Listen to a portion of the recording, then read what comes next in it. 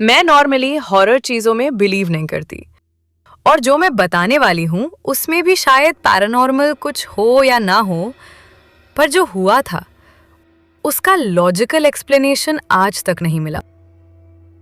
ये स्टोरी तब की है जब मैं सेकेंड ईयर में थी और एक गर्ल्स पीजी में शिफ्ट हुई थी। नॉर्मल पीजी, 3 फ्लोर्स, हर रूम में 2 बेड्स। बस एक प्रॉब्लम थी, मेरा रूम थोड़ा अलग था। मुझे रूम अलॉट हुआ, रूम 305, 3rd फ्लोर का लास्ट रूम।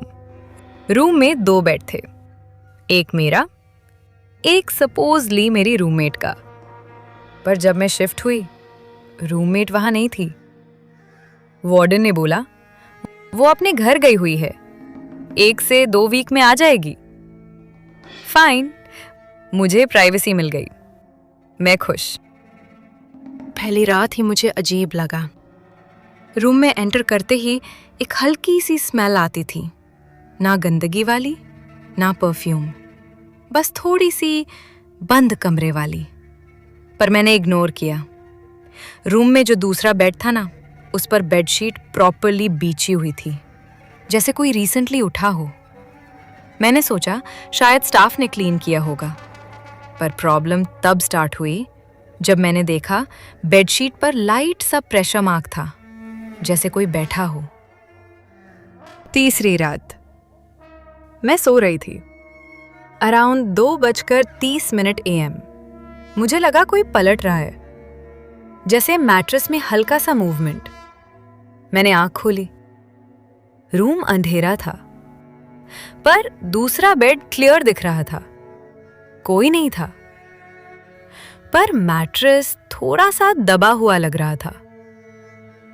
मैंने सोचा दिमाग का इल्यूजन है। फोन देखा, टाइम 2:34। मैं वापस सो गई। अगली कुछ रातों में पैटर्न बना, 2:30 से 3 बजे के बीच हल्का मूवमेंट साउंड।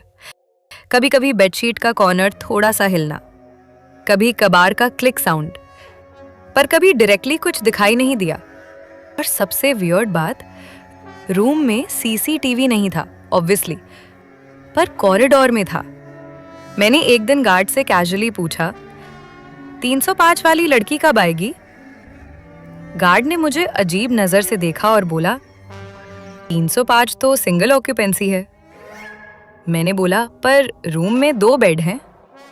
वो बोला, हाँ पहले डबल था, अब नहीं। मैं वार्डन के पास गई। वार्डन ने फाइल निकाली, 305 सिंगल ऑक्यूपेंसी। मैंने बोला, पर मुझे बोला गया था रूममेट आएगी। वार्डन ने क्लियरली बोला, नहीं, 305 में कोई और नहीं रह रहा। मेरी स्पाइन में ठंड सी दौड़ गई। उस रात में थोड़ा अलर्ट थी। मैंने सोचा बस दिमाग का खेल है। मैंने एक्सपेरिमेंट किया, दूसरे बेड की बेडशीट परफेक्टली स्ट्रेट कर दी, पिलो बिल्कुल सेंटर में रखा और फोन को रिकॉर्ड पे लगा दिया, क्योंकि मुझे लग रहा था शायद मैं स्लीप मूव करती हूँ।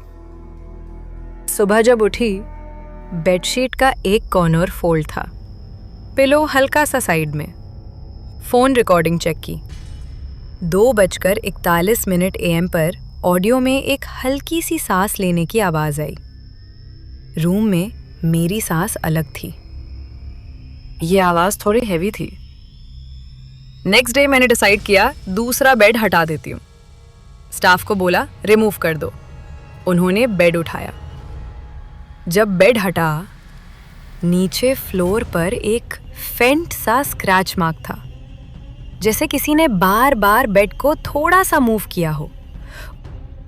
स्टाफ ने कैजुअली बोला, यहाँ पहले वाली लड़की को हैबिट थी रात में उठकर बैठने की। मैंने पूछा किस लड़की? वो रुक गया, फिर बोला जो पहले रहती थी 305 में। बाद में पता चला 305 में एक लड़की रहती थी जो इंसोम्निया से सफर करती थी। वो रात को अक्सर बेड के एज पर बैठकर सिर झुका के बैठी रहती थी। बाकी गर्ल्स बोलती थी वो किसी से बात करती थी जब रूम में कोई नहीं होता था। फिर एक दिन उसने पीजी छोड़ दिया ऑफिशियली। पर कुछ लोग कहते थे वो शिफ्ट नहीं हुई थी, बस एक रात के बाद कभी दिखी ही नहीं। बेड हटाने के बाद रूम बिल्कुल नॉर्मल हो गया, नो साउंड, नो मूवमेंट। पर एक चीज, कभी कभी रात को मुझे ऐसा फील होता है जैसे कोई मेरे बेड के एज पर बैठा हो, वेट का स्लाइट प्रेशर। पर जब आंखें खोलती हूं, कोई नहीं। शायद 305 में कोई भूत नहीं था, शायद कोई आदत रह गई थी। कुछ लोग जगह छोड़ देते हैं, पर जगह उन्हें नहीं छोड़ती।